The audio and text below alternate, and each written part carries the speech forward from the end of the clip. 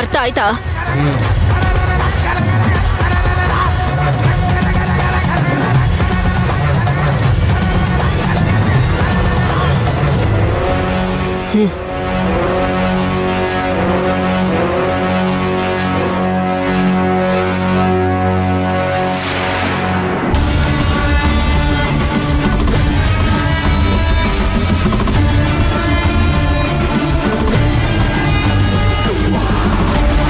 ನೋಡ್ ಮಾಧವಿ,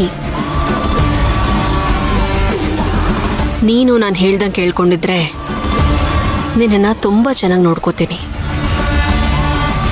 ನೀನ್ ಹೇಗ್ ಬಂದಿದ್ಯೋ ಹಾಗೆ ಸೇಫಾಗಿ ಮನೆಗೆ ಹೋಗ್ತೀಯ. ಚಿನ್ನುಯಿಂದ ಒಂದ್ ಸಣ್ಣ ಕೆಲಸ ಆಗೋದಿದೆ. ಅದಾಗ್ತಿದ್ದ ಹಾಗೆ ನಿನ್ನನ್ನ ನಿಮ್ಮನೆಗೆ ಸೇಫಾಗಿ ಕಳಿಸ್ಕೊಡ್ತೀನಿ. ಅದ್ ಬಿಟ್ಟು ಏನಾದ್ರೂ ಕಿತಾಪತಿ ಮಾಡಕ್ ಹೋದ್ಯೋ ನಿನ್ ಕತೆನೇ ಇಲ್ಲ ಅನ್ನಿಸ್ಬಿಡ್ತೀನಿ.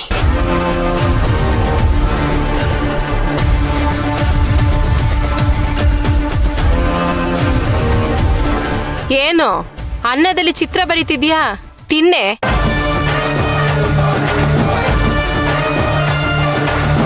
ಅಕ್ಕ, ಶಾಂತಿ ನಿವಾಸದಲ್ಲಿದ್ದಾಗ ನೀವೆಷ್ಟು ಒಳ್ಳೆಯವರಾಗಿದ್ರಿ. ನಿಮ್ಮನ್ನ ನೋಡಿ ಅರ್ಚನಾ ಅಕ್ಕ ಬಗ್ಗೆ ನಾನು ತುಂಬಾ ತಪ್ಪು ತಿಳ್ಕೊಂಡಿದ್ದೆ.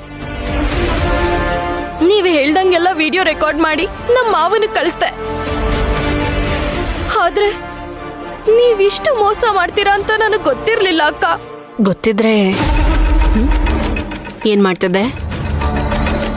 ನೋಡು, ನಿನ್ ಪುರಾಣ ಎಲ್ಲ ನನ್ನ ಹತ್ರ ಬೇಡ. ಒಂದ್ ವೇಳೆ ಇಟ್ಕೊಂಡ್ರೆ ಬೀದಿ ಶವಾಗಿ ಹೋಗ್ತೀಯ.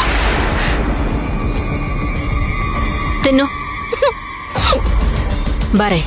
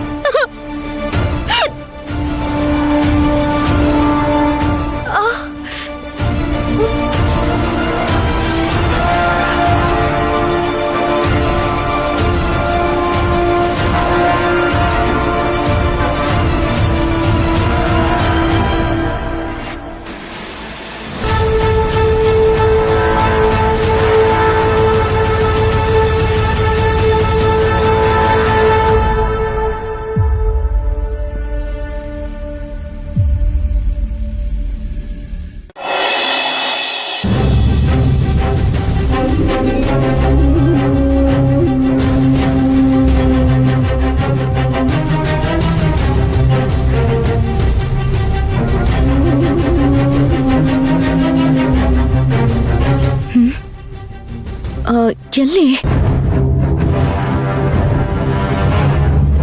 ಸುಶಾಂತ್, ಏನಿದು? ಒಳ್ಳೆ ಒಂಥರ ವಿಚಿತ್ರವಾಗಿದೆ.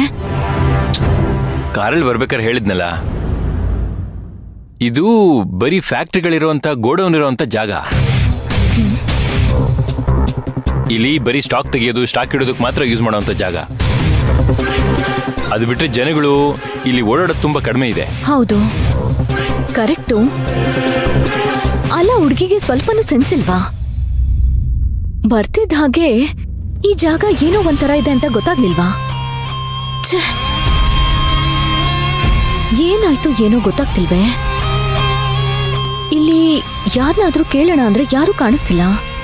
ಹೌದು, ಒಂದು CC ಕ್ಯಾಮ್ರಾನು ಇಲ್ವಲ್ಲ ಸರ್? ಸರ್, ಅದು ನೀವಿಲ್ಲೇ ಇರೋದಾ? ಹೌದು, ಬೆಳಗ್ಗೆ 8 ಗಂಟೆಗೆ ಬಂದ್ರೆ ರಾತ್ರಿ 8 ಗಂಟೆವರೆಗೂ ಇಲ್ಲೇ ಕೆಲಸ. ಅದು ನಂಗೆ ಗೊತ್ತಿರೋ ಹುಡುಗಿ ಒಬ್ಬಳನ್ನ ಕಿಡ್ನಾಪ್ ಮಾಡ್ಬಿಟ್ಟಿದ್ದಾರೆ. ಕಿಡ್ನ್ಯಾಪಾ? ಹಂಗಂದ್ರೆ? ಅಂದ್ರೆ ಯಾರೋ ಬಂದು ಎತ್ತಾಕೊಂಡು ಹೋಗ್ಬಿಟ್ಟಿದ್ದಾರೆ. ಅಯ್ಯೋ, ಗೊತ್ತಿಲ್ಲ ಕಣಪ್ಪ. ಸರ್ ನೋಡಿ, ಒಂದ್ಸಲಿ ಜ್ಞಾಪಿಸ್ಕೊಳ್ಳಿ.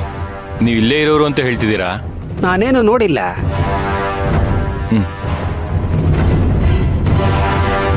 ತಗೊಳ್ಳಿ, ಕಾಫಿ ಗಿಫಿ ಕುಡೀರಿ. ಆಯ್ತು ಸರ್, ಈ ವಿಷಯ ನಾನು ನಿಮ್ಗೆ ಹೇಳಿದೆ ಅಂತ ಯಾರ ಹತ್ರನೂ ಹೇಳಬೇಡಿ.